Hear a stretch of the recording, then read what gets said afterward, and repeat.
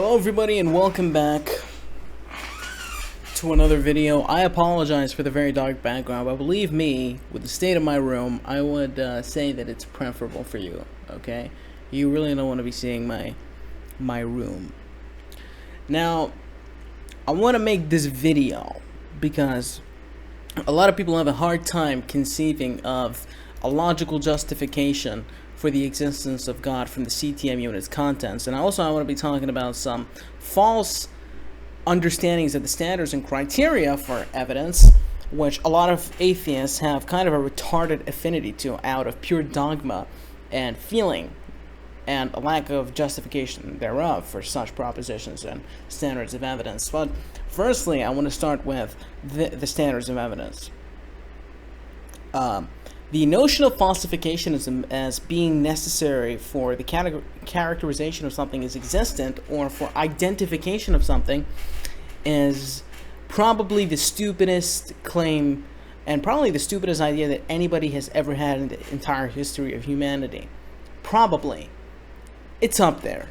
I can't say it with certainty. I can't say it for sure and say, well, that is the one, that is the retarded proposition, and it takes the cake.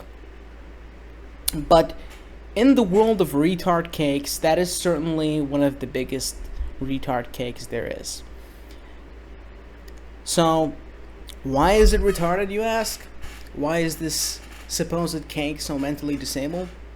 Well, because it presumes a method of identification that is actually not dependent upon falsification or empirical evidence at all. It's actually not contingent upon empirical evidence or any empirical measure of existence at all. Not one. Now that's one. That's A. That's point A. Point B is that reality itself is of logical form. Empirical measurements and empirical methods or empirical facets by which there is an experiential understanding of reality, an qualia experience, an experiential and empirical mode of conceiving of reality through a directed and subcentralized force of the central faculties that a human being has, is necessarily logical in form. Now, why is that the case? Because of identification. What is identification? Identification is the distinction of something from that which it is not. It is the distinction of possibilities. It is the distinction, it's the self-distinction of a possibility being intelligibly devised by a computer of a sense, a qualia computer, which is what a mind is. A mind is essentially a qualia computer. It is being devised by a qualia computer, such as the mind right here, and it is telling you, it is devising the possibilities of that which it is and that which it is not. And if it is the possibility of that which it is, it can't be what it is not. That's identification, distinguishing the possibility of that which is from that which is not. That's how I identify a tree from a rock. That's how you identify me from, say, other CTMU content creators. That's how you identify things. Okay? So how does this process of identification work? Well, it's like any other fundamental transfer medium of information. It's 2-bit. It's 2-valued. A 0 and a 1, in which there actually is only the possibility of a 1 for a qualia computer, because the absence of qualia for a qualia computer would basically render the qualia computer to itself non-existent. Because in order for a qualia computer to actually exist to itself, it must have the capacity for self-perception, and that can only be the case through qualia processing, or through, you know what I mean, through possibility processing. I've laid the foundation for this. I hope you can understand it. Please don't be retarded. Please. I really, like, sometimes I just get frustrated because people just don't get the point, and I have to, like, spend 5 hours just, like, I'm not a sped teacher, bro. I don't teach special ed. If you want to do that, you go watch Destiny or fucking, I don't know, Jay Dyer or something. Okay? Now, given that the conception of reality is going to be entirely dependent upon a two-valued categorization, and the definition of reality must necessarily be all of that which is real as a consequence of the kind of quality of computer that this shit is. And I'm not talking about the brain, I'm talking about the mind, which is localized in this body, parts, organ. Then reality, being all of that which is real, is two-valued. Reality being all of that and only that which is real is composite of infinite ontological potential, meaning what exists is the possibilities of all of that which can be. All possible ones. All possible ones, which are zeros, and all zeros, which are possible ones. Okay? And so, given that that's true, falsificationism, the idea that in order for something to be categorized as existent, that it must necessarily be falsified through a means of empirical induction or empirical method of derivation of something as being characterized as existence, is completely fallacious and doesn't have any justification for it in the fundamental nature of reality. There is no epistemological justification for it, and there is no metaphysical justification for it. It is completely devoid of any philosophical substance. It means nothing. Arguing with somebody that believes in that is pointless, because you must realize that they are philosophically disabled. I used to use the term philosophically handicapped. No, they're philosophically disabled. I used to use the term philosophically illiterate, but it actually doesn't matter. You don't even need to read that much literature to actually do philosophy, or to actually understand the underpinning principles that are necessary for a Weltanschauung or a world view. Okay? So, you don't want to be philosophically handicapped, and you don't need to argue with people that are philosophically handicapped. Okay? Now, falsificationism. For instance, given the criteria that I gave, that is necessary for cognition, that is necessary for justifications of any proposition, of a two-valued logic, reality being two-valued, okay? And I hope I don't get some person in the comment section who's saying, well, if it's two-valued, how come the real stuff is all that there is? It's like potential. There's a thing called potential. There's actualized and unactualized potential. Now, given the necessity of actualized potential, there must also necessarily be unactualized potential. Now, think of it. If there must be something, which is a necessary logical proposition to make as part of any worldview, it's necessary that something exists, then it must necessarily be the case that it is possible for this thing to exist. Otherwise, if it was not possible, then the thing would not exist. Okay?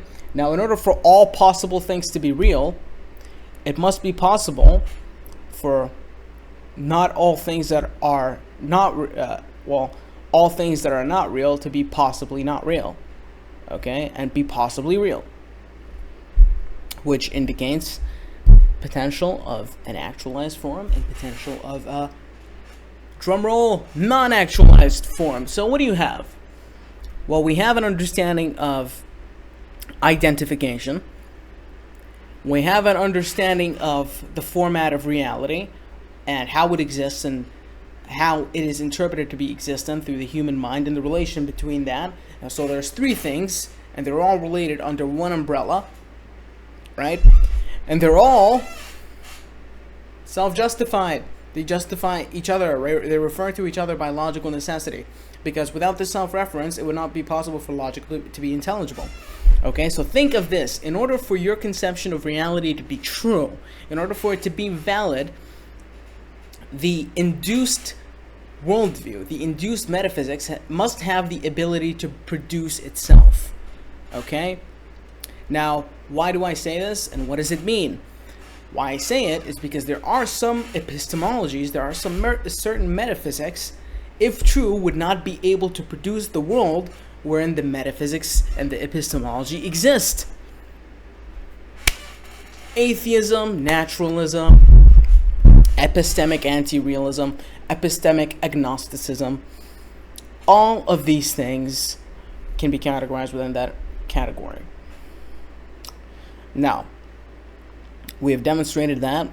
We have demonstrated the methods to be absolutely true. Identification, reality and its relation to mind, and how these three things ultimately relate to one another and are dual to each other. And may I dare say the term from the CTMU, a neologism, trialic, meaning that there is a three-part relation between these two things, or a duality for each of those things which can be devised. Now, the relation of this to the falsehood of falsification is that if these standards are true, and actually, even if an atheist doesn't accept all these standards, fuck that. You can ask somebody that has this almost dogmatic notion, almost like you fucking worship it. You have this almost worship ideological, idol-fueled understanding of the standard for the categorization of something as existent within reality, or are your understanding of it to be correct or valid, such as falsificationism and empirical induction. And when you ask it, well, are there some things that exist that are not falsifiable? Is it possible to make a claim about something being existent and it being true, and it still not be an empirically falsifiable claim necessarily? Is that a necessity? Is that a logical precondition in order for something to be categorized as existent or valid or sound? The propositions being valid and sound, and the object of the proposition and the reference of it being existent. And there are a couple of things that they must concede. The existence of their mind. Because if your mind doesn't exist, how do you have the capacity for cognition? How do you have the capacity for cognition and you having the ability to communicate intelligibly with another human being who also has the capacity for cognition to be able to understand what you're saying? How?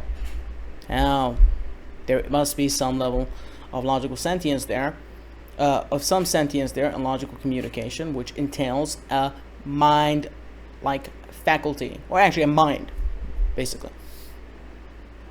There must be, So, falsification or falsificationism.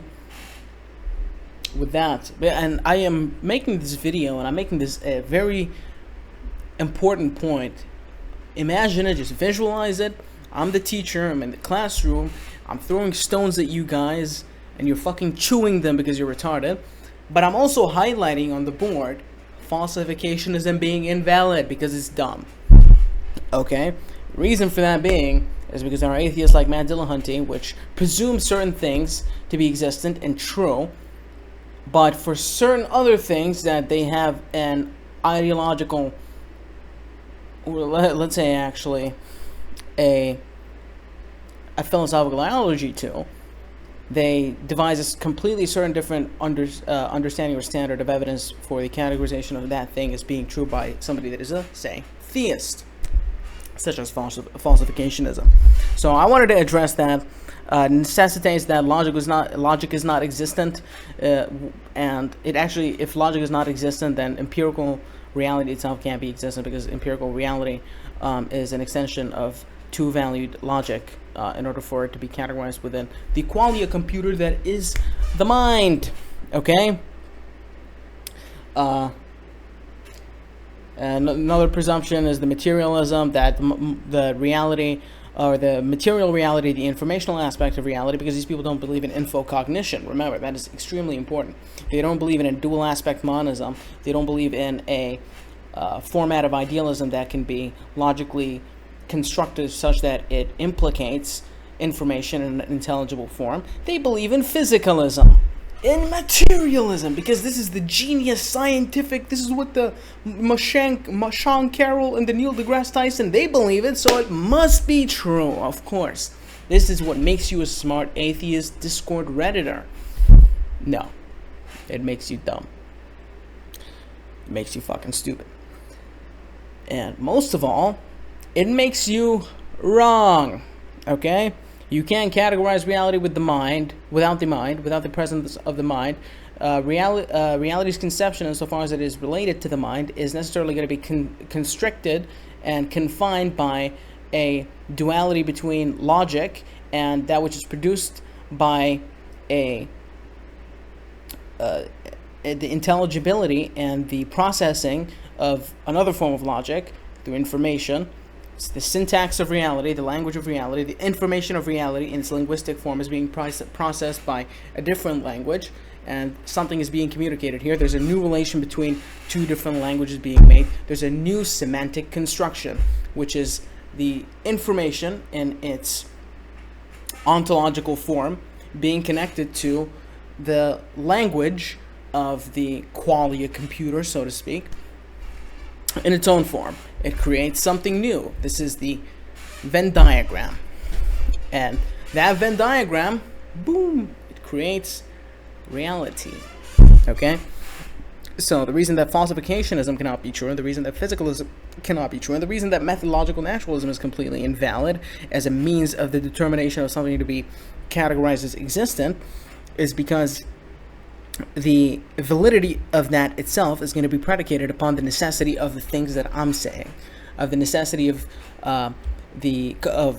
dual aspect monism being fundamental, the necessity of reality and the mind sharing a fundamental language and giving each other information back and forth. And this is fundamentally linguistic and logical in nature.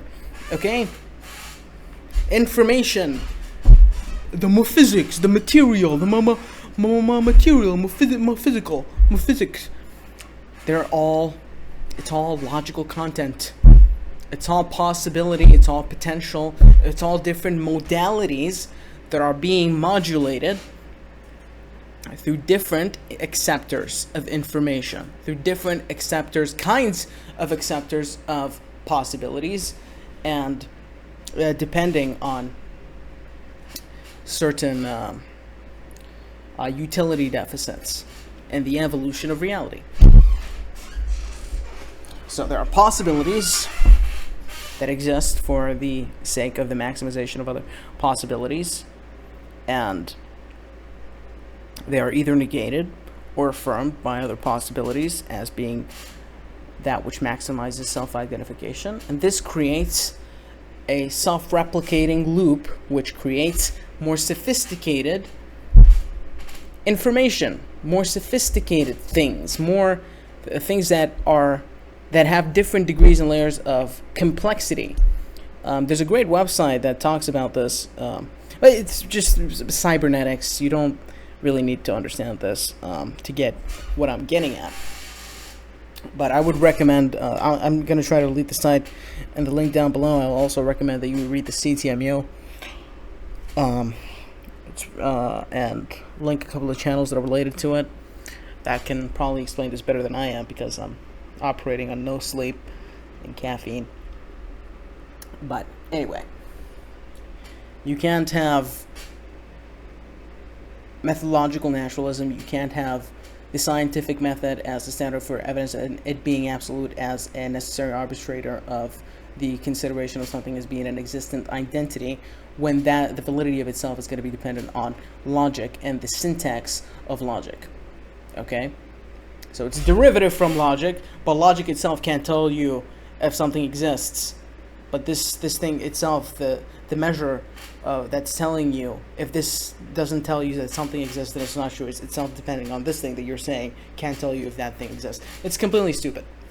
And I already debunked this in the Matt Dillahunty video. I debunked it thoroughly. And so that's false. Okay? Now, as for God, what is God? And How do we justify his existence? How do we know he exists? Okay? But the God not real though debate, it's a important conversation to have. As a theist, it's an important conversation to have to somebody that prefers to have an understanding of reality that, you know, offers more complexity than reality is just physical. It's just the material you're doing. It's like your particles and they're going somewhere and they come from nowhere. It's like boom, and then it come like this, and then it like, no, dumb fuck. No, you stupid bitch. That's not how it works. No, you stupid silly bitch. That's not how it works. Okay? At least that's how it's not possible for that to work unless you have a metaphysics.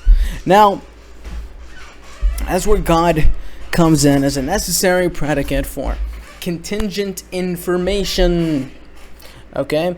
And the CTMU and the confines of the CTMU descriptive understanding of reality, descriptive connotation, and actually just denotation of God within the confines of a philosophical framework, it is denoted as the identity of reality, meaning that as which, well, an identity is that as which something exists. So that as which reality exists as. Okay? What is God? What are the properties of God? What are the characteristics of God? Well, we can take the conventional characteristics of God and justify them through the model of the CTMU, and just through a sophisticated level of questioning of metaphysics, and because actually that's how I arrived at the CTMU. It wasn't that I looked at the CTMU one day, I saw the interview was like, the world's smartest man explains reality, and then I'm just like, oh my god, I never thought about it like this, dude. No, I actually, I was a deist. And I may have been a determinist even, actually. I was a deist, and I was on this journey of philosophical inquiry. I was reading a lot of philosophers. More particularly, I had a very big affinity for the philosophy of Arthur Schopenhauer. And so I was a massive Schopenhauerian. And so, naturally, I started to question why reality exists. And more so even, if God exists, which I did believe as a deist, well, why? Why does God exist? Why does God exist? For what? Okay? And the CTMU explains that because it is super tautological. Super tautology? Tautology? Doesn't that mean it means nothing?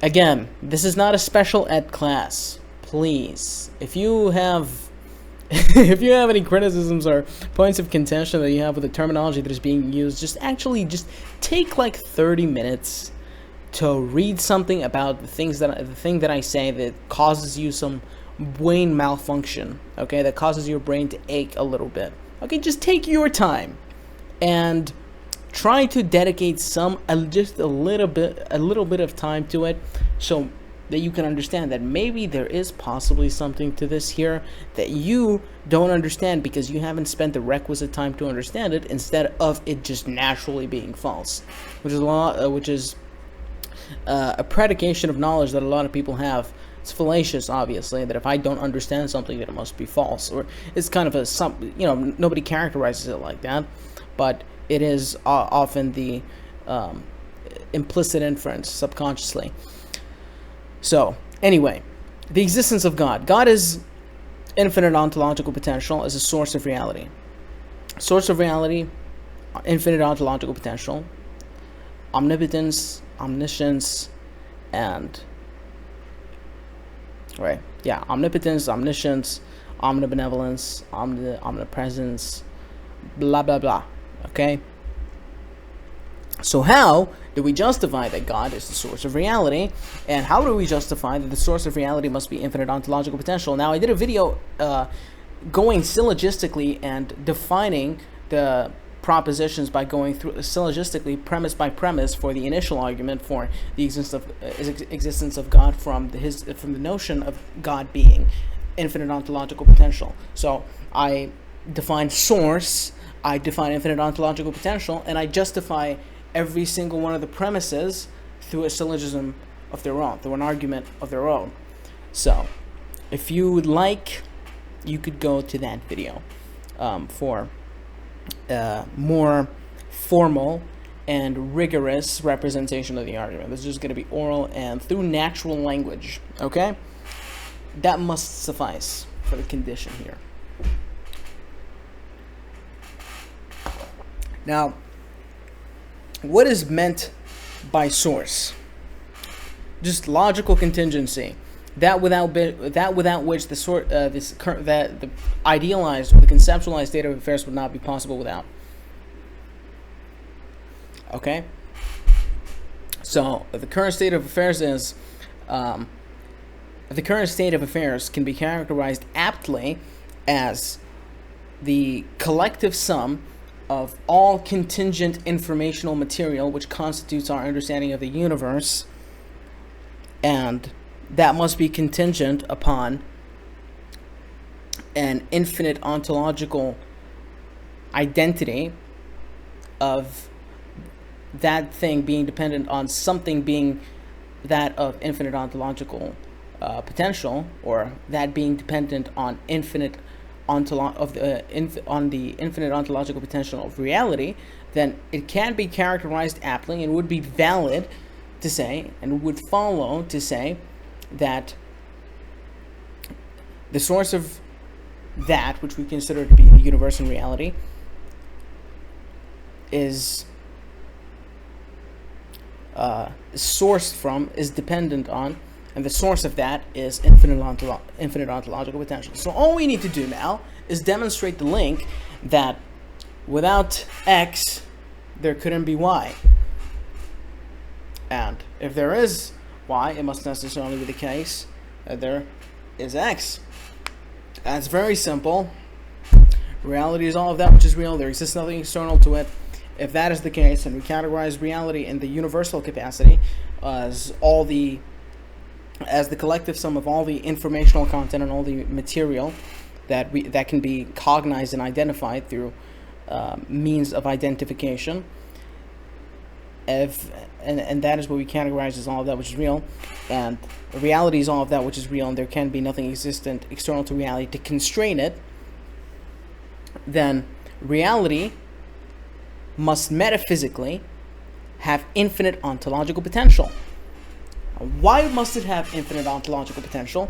Why must it have infinite possibilities of modulating what exists and what doesn't, and different determinations, different possible state of affairs through self-realizations that are dependent on different syntaxes and different rules, as consequences of different utility deficits that are sufficed by different syntaxes and different rules. That's just to demonstrate that they're extremely extensive and informationally complex. Okay, the informational complexity arises as there is higher levels of distinction and higher levels of actualization of this infinite possibility and its self-restriction. Okay, so the sum of all material existence, of all material things that are contingent, not necessary, because if they were necessary, then they wouldn't be limited. Okay, they wouldn't have limited informational. They wouldn't have limited informational content, which they all do. Because we can't identify any of it as being the sole determinator of all other state of affairs, but rather all part of this complex glue, this kind of, let's say metaphysical glue that unwraps itself and wraps itself, and stratifies is actually the more accurate word. That stratifies itself in different levels of complexity for the sake of reality's goal, which is to exist, which is to maximize existence. So if it is necessarily the case that reality's goal is to maximize existence, and we have the accumulative sum of all that which we can categorize as being part of reality, and there can be nothing external to reality to restrict it, that means reality self-restricts. There's nothing external to reality to restrict it. There's nothing external to reality to constrict its contents and its possibilities. That means reality must have a property of infinite ontological potential. Okay? And if it didn't have this infinite ontological potential, then it must necessarily be the case that it has the capacity to be constrained by something that is external to it. And since y is not possible, which is the capacity for it to be constrained by something external to it, then it is necessarily the case that x is the case. All right?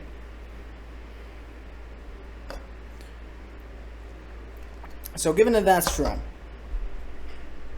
that you can't have contingent sum of information as an accumulate aggregate of all of that which is existent, right, and characterizing that as reality. If that is not possible without reality having infinite ontological potential, that means the source of this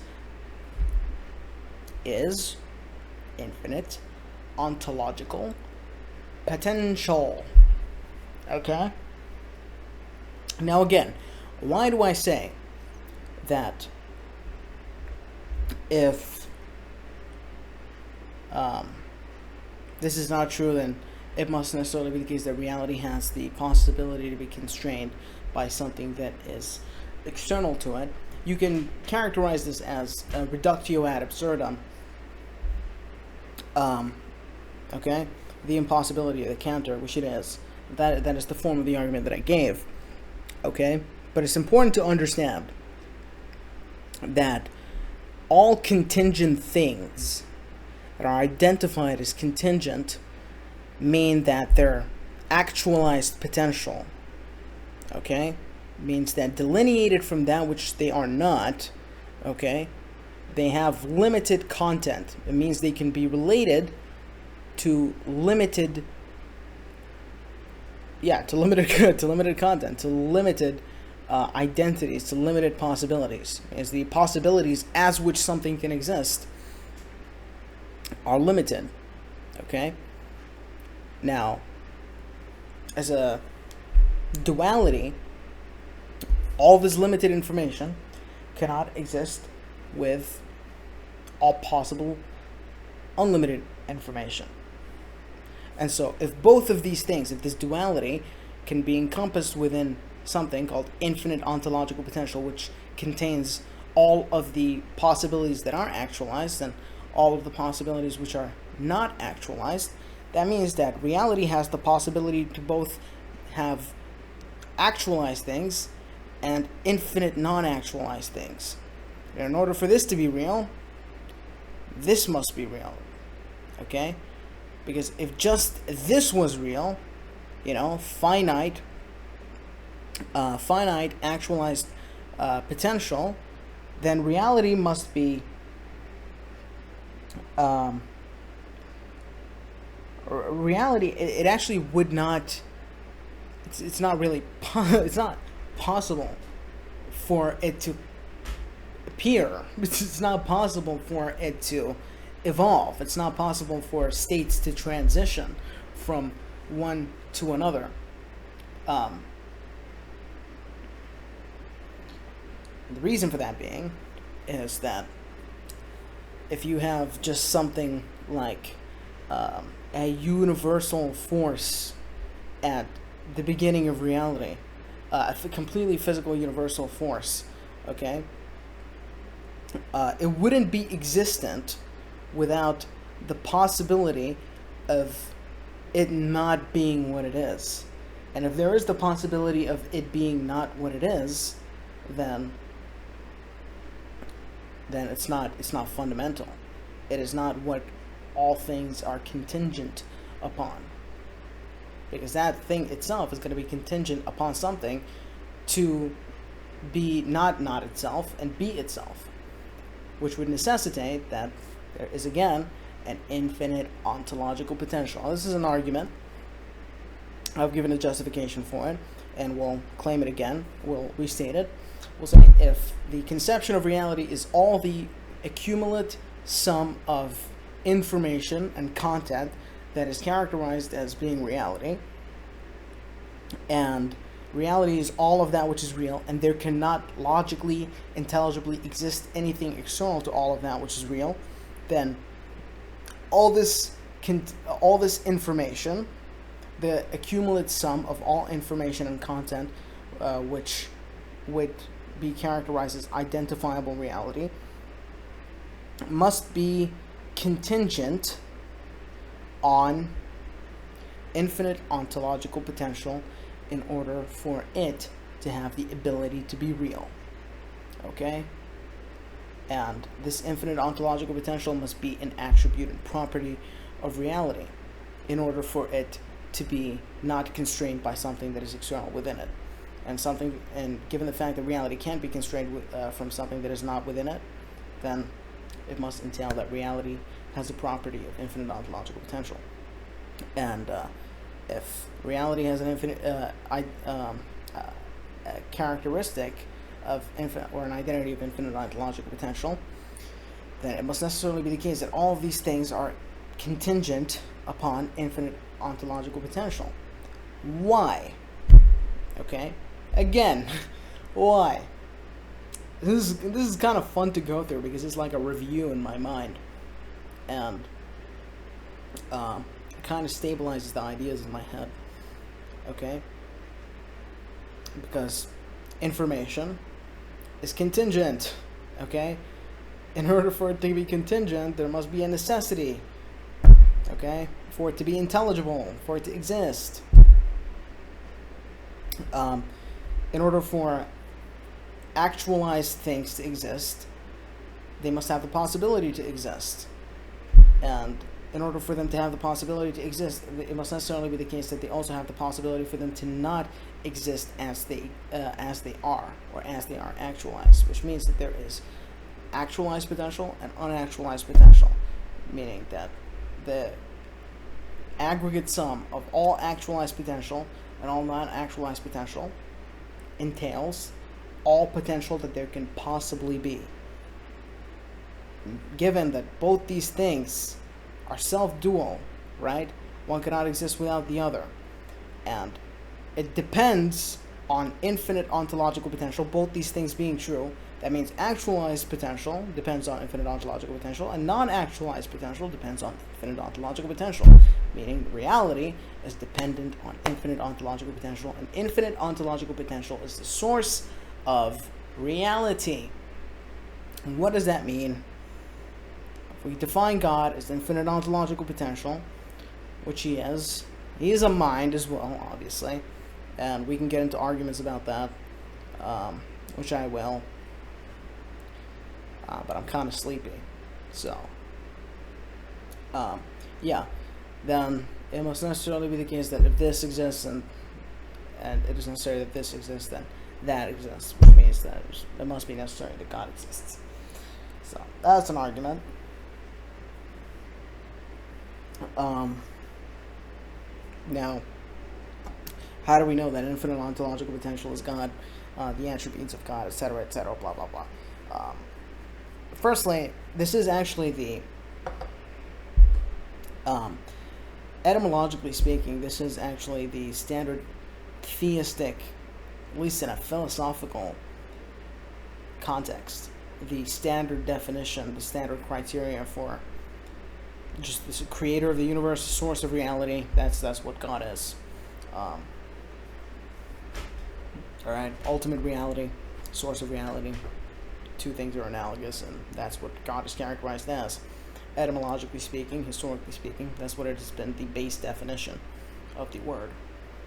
So, that's adequate, it's sound, and it's valid, so it's absolutely true. But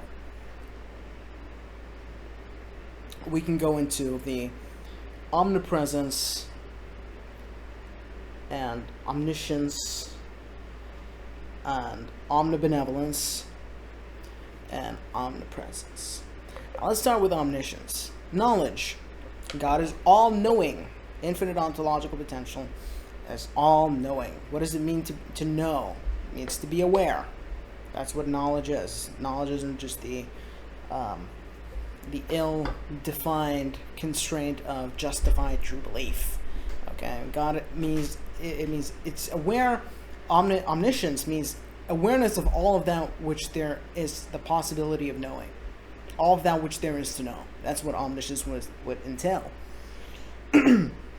So how is God omniscient? How is he aware? Okay, what constitutes that infinite ontological potential must be aware if it exists. It must be aware of the things that are the things that it necessitates, the things that are produced as a necessity of it. How does this demonstrate awareness? Okay. Well, if reality could not exist without infinite ontological potential, and the purpose of reality is dictated by infinite ontological potential, and that's dually true. Reality's purpose is dependent on infinite ontological potential, and infinite ontological potential is dependent on reality's purpose being to maximize existence, and infinite ontological potential's existence is to maximize existence. All things that are real, all things that are actualized, I should say, all things that are actualized and all things that are not actualized, they're contained within this infinite ontological potential. So it comes down to the abstract definition of awareness. What does it mean to be aware? Okay.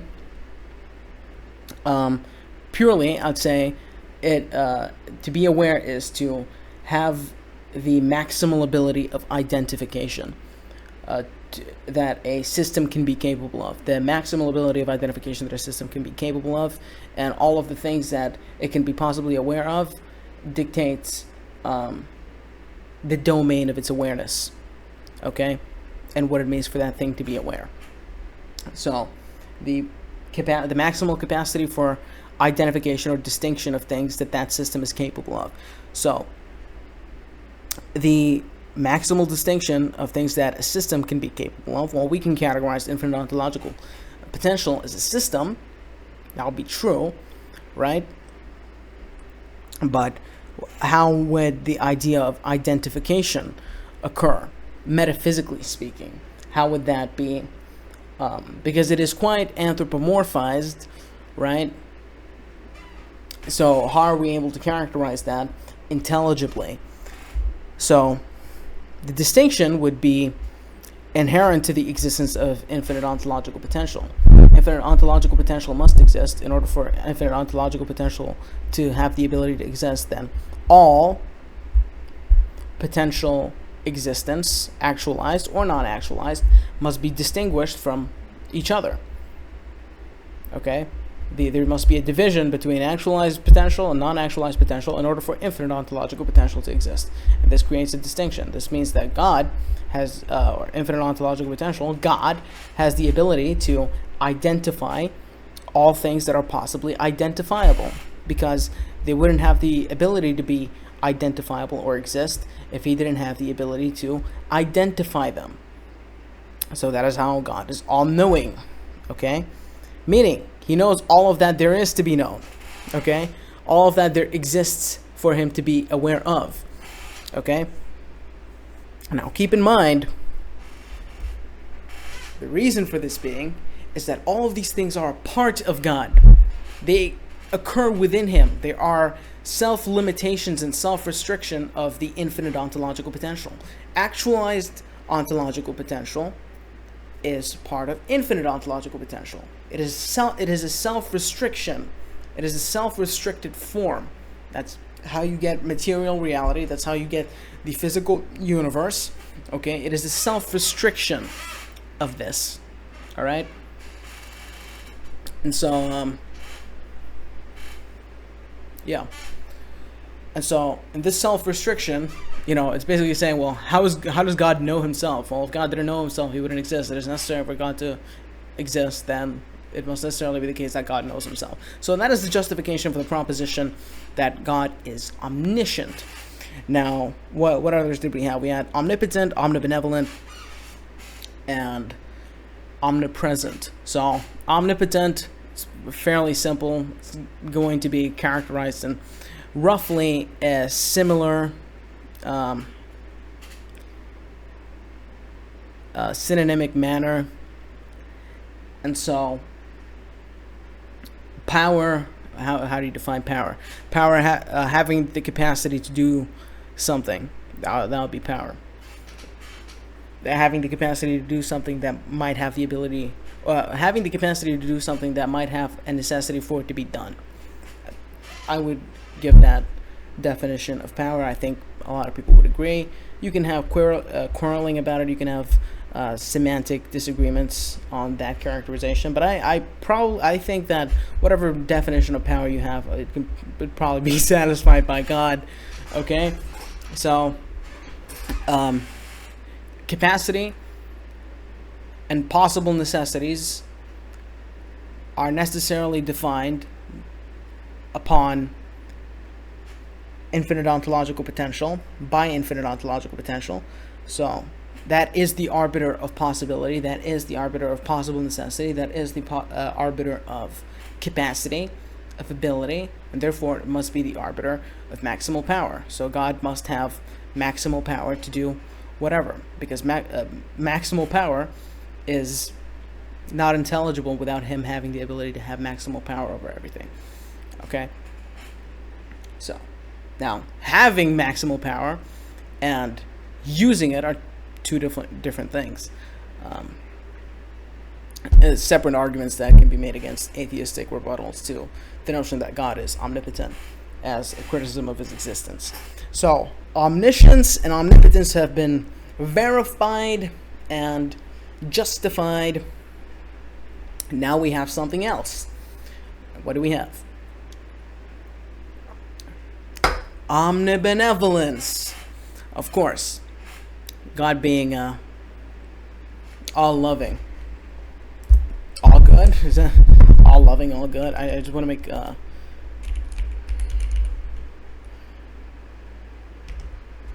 Sure. Yeah, maximal goodness. All goodness. All goodness. All loving. Yeah. Omnibenevolence means all loving, all good. Yeah. Again, same thing. Goodness is characterized upon the predication of it on self-identification, meaning the maximization of existence. And maximization of existence and maximization of God, meaning the maximization of actualized potential and the possibility for non-actualized potential, is the arbiter of maximal goodness. So, it is impossible for God to not be good, given that definition. It is possible for God to contain badness. It is possible for God to contain manufactured bad things, right? Or generated bad things as a metaphysical byproduct of the distribution of self-determinacy and the distribution of free will that God displays upon human beings, that God displays and predicates the existence of human beings off of. That's possible, but that doesn't mean that it is equivalent to the source. Okay, you can have a manifestation of something. You can have a manifestation of something that is necessarily predicated upon the source, and it not be equivalent to what the source wants. If the source, if what the source wants is for there to be the possibility of that happening, on the given that the possibility of that happening entails the possibility of him getting what he wants, which is maximization of self-identification. So if the global teleology and the goal of God is the maximization of self-identification, that entails that there must also be the maximization or the minimization of self-identification. the minimization of self-identification. So because a human being minimizes self-identification of God, right, that's actually where heaven and hell comes from, right? Because you're defying objective morality as defined by the objective criteria illustrated by God's existence and his will, right? And so you can do bad things inside of the panentheistic model that you are contained by God as an image of him, as an image of his identity and his will, right? But that doesn't mean what you're doing is equivalent to him, because God does not consent to that, funnily enough. Hey, atheists, it's really all about consent, fundamentally, okay? God doesn't consent to bad things, but nonetheless, human beings do it. So that is essentially the idea that just because there is a possibility of the production of bad things that don't align with the teleology of God, it doesn't necessarily necessitate that God himself is bad, or God himself is not all good. The defining characteristic of God being all good would be if his goal and his uttermost identity would distinguish his identity from that which he is not, right, is the ultimate arbitrator of ultimate goodness. And it is, because the ultimate arbitrator of ultimate goodness is the maximization of self-identification. And that's actually how you understand what a bad thing is, right? If you say that X bad thing is not in line with God's existence, and yet it exists inside of God, the all-good creator, right? It is not a contradiction, okay? Because the characterization of God as all good is defined by the necessity of the goal for maximization of self-identification, not by the possibility of minimization of self-identification. That is actually necessitated as a part of the ability to maximize self-identification, which is God's will. So the question just is, right, is the goal for maximizing God and maximizing self-identification and maximizing God's knowledge of himself, right, which is the process of reality. This is how reality evolves. It's basically God trying to get to know himself, which again is a reinforcement of omniscience, right? It's the evolutionary process, the metaphysically evolutionary process of God knowing all of that which there is to be real, okay? So, yeah, self-identification is the ultimate arbitrator of, or the ultimate arbiter of goodness, and just because there is the possibility of the minimization of self-identification necessitated as a byproduct of the possibility of the maximization of self-identification, it does not entail that God himself, allowing for that possibility, entails that he himself has the ability to be not all good. It just means what, like the question would most aptly be characterized by saying, is God the ultimate, most capable agent of self-identification, since self-identification is the arbiter and the standard for goodness, and it must necessarily be the case that, yeah, God is the most capable agent, and, you know, if you want to put it in an analogous physics term, the most capable capacitor of self-identification, then he must necessarily be all good. So that's 3 down. Omnibenevolence, omniscience, and omnipotence. Now, all that there is omnipresence. I mean, it should be fucking, should be trivial here. This should really be trivial, right? If all of that which is real is contained within God, then it's not possible for God to not be everywhere, right? To be everywhere would actually, not localized, right? For everything to be everywhere would actually need to be defined as all of that which exists being a part of God, because the notion of God being everywhere would necessitate that God's placement as going to be predicated upon local containment within that which, in order for it to exist, must be contained within him, which would entail kind of a contradiction. So that can't be true. The apt characterization can be arrived at by the definition of everywhere being is all of that which there is to possibly exist contained within God, and that would be God being everywhere there is for God to be. The answer would be yes. So God is everywhere for which there is God to be, for which it is necessary for God to be, for which it is possible for God to be, which would mean that God is everywhere. Okay, so omnibenevolence, omniscience, omnipresence, omnipotence, all justified metaphysically and through the parameters of the CTMU. This has been a very fun thing and also tiring. But I gotta get to sleep. I hope you guys enjoyed this lecture. But yeah, thank you guys for tuning in, and see you next time. And join the Discord, by the way. Join the Discord is going. It's a lovely server and community. People love it. You know, we get atheists. We get all kinds of people. All right, Hegelians. You know, determinists, fucking Kantians, and all kinds of people. We get all kinds of people. Just come in there. If you hate me, come yell at me and, you know, shoot me and shit. Yeah, get into the Discord server. Have a good day.